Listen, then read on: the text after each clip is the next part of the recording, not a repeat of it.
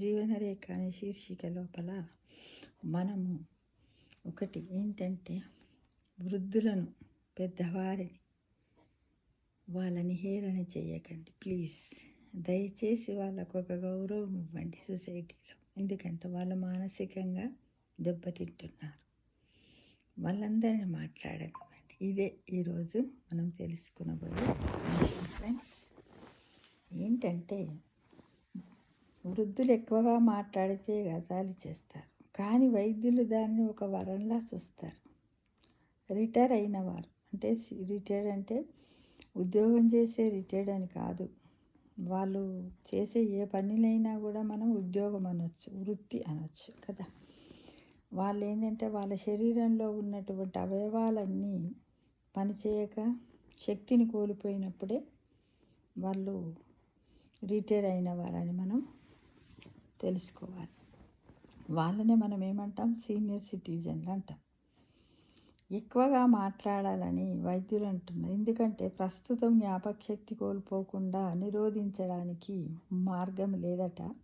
ఎక్కువగా మాట్లాడడం ఒకటే మార్గం. సీనియర్ సిటిజన్లు ఎక్కువగా మాట్లాడడం వల్ల కనీసం 3 రకాల ప్రయోజనాలు ఉన్నాయట. కానీ మనము సీనియర్ సిటిజన్స్ మాట్లాడితే ఇప్పుడున్నటువంటి యువతరము వాళ్ళు మాట్లాడే మాటల్లో వాళ్ళ ఉచ్చారణలో భేదాలు, అంటే వాళ్ళు మామూలుగానే మాట్లాడదామని అనుకుంటారు, బయటకు అదొక మాట రూపంలో, ఉచ్చారణ రూపంలో వచ్చే వరకు ఇంగ్లీష్లో కానివ్వండి, తెలుగులో కానివ్వండి, కొంచెము వినేవారికి అక్షర దోషము, తప్పుగా పలికినట్టు అనిపిస్తుంది. అయినప్పటికీ మీరు వాళ్ళని చూసి నవ్వకండి. అప్పుడే వెంటనే వాళ్ళకి చెప్పకండి.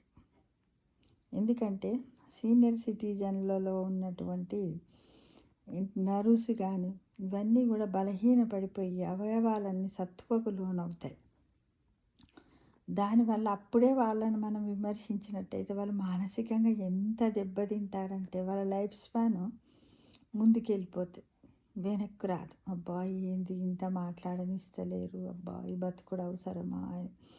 ఈ కాలం లోపల పిల్లలందరినీ పెద్ద పెద్ద చదువులు చదివించి అమెరికా, విదేశాలకు పంపించి ఆస్ట్రేలియా, లండన్లో ఉన్నవాళ్ళు ఏంటి తల్లిదండ్రులకు బాగానే తిండి పెడుతున్నారు, అన్నీ బాగానే చూస్తున్నారు. కానీ వాళ్ళు మాట్లాడే మాటలను మాత్రము కొంచెం పొరపాటు జరిగితే అక్కడ ఎవరైనా ఉండని ఏమనగాని వాళ్ళ మనసు ఎంత నొచ్చుకుంటుందని కాదు. నువ్వు అసలు ఏం మాట్లాడకుండా ఉంటేనే బెటర్ అని కూడా చాలామందిని చాలా చోట్ల తన కన్న పిల్లలే అంటున్నారని చాలామంది నాతో షేర్ చేసుకున్నారు ఫ్రెండ్స్.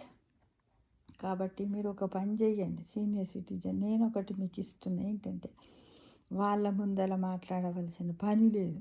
వాళ్ళని మనం అస్సలే పట్టించుకోవద్దు. మనకి ఎట్లా మాట్లాడాలనిపిస్తే అట్లా మాట్లాడండి. కానీ రోజుకు 1 గంట సేపు మాట్లాడాలని అంటే మీరే ప్రత్యేకంగా ఒక గదిలో కూర్చొని ఎదురుగుండా ఒక ఫ్రెండా, లేకపోతే ఎవరన్నా ఉన్నారా, లేకపోతే ఏదైనా ఒక యూట్యూబ్లో మీకు తోచినటువంటి మీ జీవిత అనుభవాల గురించి అయినా సరే రోజు ఒక అరగంట మాట్లాడుకోవడానికి ప్రయత్నం చేయండి ఫ్రెండ్స్.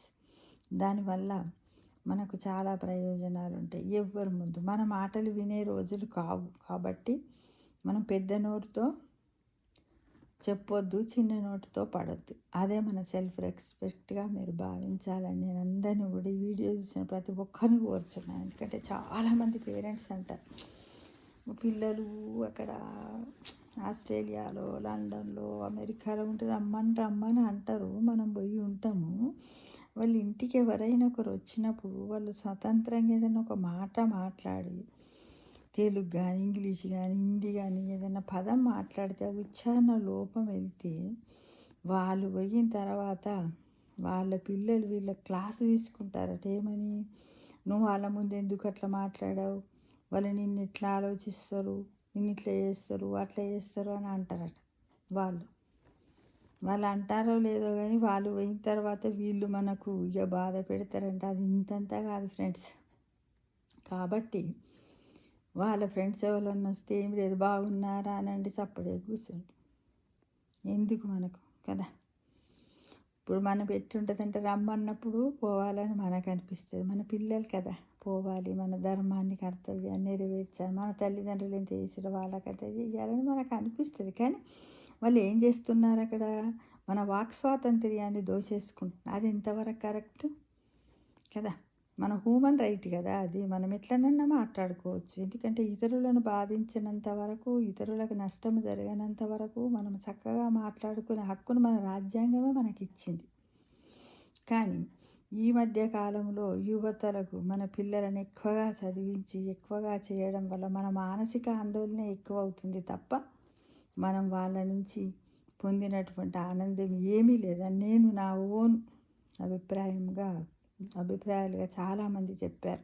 మా సొంత అభిప్రాయాలు ఇవన్నీ మా ఫ్రెండ్స్ నాతో చెప్పారు. ఫ్రెండ్స్ చూడండి, వాళ్ళు చెప్పిన మాటలే నేను మీకు చెప్తున్నాను. అంటే వాళ్ళు ఎంత బాధపడి ఉంటారు ఆ టైంలో ఒక్కసారి ఆలోచించండి మీరు. అందుకే సీనియర్ సిటిజన్లు ఎక్కువగా మాట్లాడడం వల్ల 3 ప్రయోజనాలు అవి ఏంటో మనం తెలుసుకుందాం ఫ్రెండ్స్. ఇప్పుడు మొదటిది మాట్లాడము మెదడును సక్రియం చేస్తుంది. ఎందుకంటే భాష మరియు ఆలోచనలు ఒకదానితో ఒకటి సంభాషించుకుంటాయట. ముఖ్యంగా త్వరగా మాట్లాడేటప్పుడు ఇది సహజంగా ఆలోచనను వేగవంతం చేస్తుంది మరియు జ్ఞాపక శక్తిని మెరుగుపరుస్తుంది. నాన్ వెర్బల్ సీనియర్ సిటిజన్లు జ్ఞాపక శక్తి కోల్పోయే అవకాశం ఉంది మాట్లాడకపోతే. రెండవది, ఎక్కువగా మాట్లాడడం వల్ల ఒత్తిడి తగ్గుతుంది, మానసిక అనారోగ్యాన్ని నివారిస్తుంది మరియు ఒత్తిడిని తగ్గిస్తుంది. తరచుగా ఏమీ మాట్లాడకుండా ప్రతిదీ హృదయంలో ఉంచుకోవడము ఊపిరాడకుండా మరి అసౌకర్యంగా అనిపిస్తుంది. కాబట్టి పెద్దలు ఎక్కువగా మాట్లాడే అవకాశము ఇవ్వడం మంచిది. ఫ్రెండ్స్, నేటి యువత గమనించుకోవాలి. మీ తల్లిదండ్రుల మీద నిజమైన ప్రేమ ఉంటే వాళ్ళని మాట్లాడమనండి. ఆ మాటల్లో ఉన్నదాన్ని వినండి. అప్పుడే చెప్పకండి, తర్వాత చెప్పండి. నువ్వు ఈ వర్డ్ని ఇట్లా అనేది ఉంటే ఎందుకు మమ్మీ డాడీ మీరు ఎందుకు అమ్మా నాన్న మర్చిపోయారా మీరు మాకు నేర్పించారు అలా చెప్పండి. కానీ వాళ్ళు మాట్లాడిన వెంటనే టప్పున చెప్పకండి. అప్పుడు ఏమనిపిస్తుంది తెలుసా? వాళ్ళ మొహం మీద గుద్దినట్టు, తర్వాత అలా గుండె మీద గుద్దినట్టు కూడా బాధపడతారు ఫ్రెండ్స్. చాలా బాధ అనిపిస్తుంది అనుకోండి. అది ఇంతంత ఉండదు వాళ్ళకి పాపం కదా. అలా మాత్రం చేయకండి. మీకు ఇష్టం లేకపోతే వాళ్ళని తోలుకొచ్చుకోకండి. మీకు పరువు ప్రతిష్టలే ఎక్కువ అనుకుంటే తల్లిదండ్రుల కంటే వాళ్ళని ఏం చేయండి, ఉన్న చోటనే ఉండనివ్వండి. కాకపోతే వాళ్ళకి ఆర్థిక ఇబ్బందులు ఉంటే వాళ్ళని ఆదుకోండి. ఏంటన్నా ఒక హాస్టల్స్ ఉన్నాయి కదా ఇప్పుడు, ఓల్డ్ హోమ్ హాస్టల్స్, అందులో పెట్టేసేయండి. ఏం కాదు, పర్వాలేదు. మీరు పోయినప్పుడు మళ్ళీ వాళ్ళని తెచ్చుకొని ఇంట్లో ఉండండి. అలాంటి సదుపాయాలు చెయ్యండి. కానీ మాట్లాడకుండా ఉండొద్దు అని అసౌకర్యాన్ని కల్పించడానికి మీరెవరు? రాజ్యాంగమే ఇచ్చింది కదా అది. దాన్ని గమనించుకోవాలి. ముఖ్యంగా యూత్. ప్రసంగము ముఖములోని చురుకైన కండరాలకు వ్యాయామం చేస్తుంది. బాగా మాట్లాడినట్టయితే గొంతుకు కూడా వ్యాయామం, గొంతుకు కూడా వ్యాయామంగా పనిచేస్తుంది, ఊపిరితిత్తుల సామర్థ్యాన్ని పెంచుతుంది. కళ్ళు మరియు చెవులను దెబ్బతీసే వెట్టిగో మరియు చెవుడు వంటి దాగి ఉన్న ప్రమాదాలను కూడా తగ్గిస్తుంది. క్షుణ్ణంగా చెప్పాలంటే రిటైర్ అయిన వ్యక్తిగా, అంటే సీనియర్ సిటిజన్గా అల్జీమర్స్ నివారించడానికి ఏకైక మార్గము మీరు వీలైనంత ఎక్కువ మంది వ్యక్తులతో మాట్లాడము మరియు చురుకుగా సంభాషించడము. దీనికి మరే ఇతర నివారణ మందులు లేవు అని డాక్టర్స్ అందరూ ఎన్నో ప్రయోగాలు చేసి చెప్తున్నారు ఫ్రెండ్స్. కాబట్టి మనం ఉన్న చోటనే మన సీనియర్ సిటిజన్లమే ఒక గ్రూప్ ఏర్పరచుకొని రోజు ఒక ప్లేసు, ఒక చోట 6 గంటల మార్నింగ్ ఈవినింగ్ అని ఒక ప్లేస్ని ఏర్పాటు చేసుకొని మన గత అనుభవాలను చెప్పుకోవాలి. ఓన్లీ పాజిటివ్, నెగటివ్స్ని చెప్పుకోవద్దు ఫ్రెండ్స్. ఓకేనా? అందరం కూడా ఇలా పిల్లలకు భయపడి మాట్లాడకపోవడం చెయ్యొద్దు. మన జీవితాన్ని పాడు చేసుకోవద్దు. మన హ్యూమన్ రైట్స్ ఇచ్చింది వాక్ స్వాతంత్ర్యం, దాన్ని అమలు చేయాలి ఫ్రెండ్స్, తప్పకుండా. నిజం. ఎందుకంటే చాలామంది ఫ్రెండ్స్ నాతో చెప్పారు, అబ్బా వాళ్ళు రమ్మంటారు పోతాం కానీ ఆడ పోతే కార్లలో కూర్చోవాలి. ఇలా అంటే ఒక విదేశాలలోనే కాదు, ఇప్పుడున్న మన సొంత దేశంలో కూడా ఎవరన్నా రాగానే వెళ్ళిపోని కళ్ళ సైర చేస్తారని చాలామంది చెప్తున్నారు. ఈ ముసలితనం ఎందుకు, వాళ్ళ దగ్గర ఉండబుద్ధి అయితే లేదు, మనం ఎంత కష్టపడి వాళ్ళని పెంచినామో వాళ్ళు ఎందుకు ఇట్లా ఫీల్ అయ్యి ప్రతి తల్లి వచ్చిన ప్రతి వ్యక్తికి కూడా తల్లిదండ్రులు ఉంటారు కదా. ఎట్లా మాట్లాడితే ఏంది దాని యొక్క అర్థము విషయం అవగాహన ఉంటే అయిపోతుంది కదా. కాబట్టి మాట్లాడనివ్వండి ఫ్రెండ్, మాట్లాడనివ్వండి.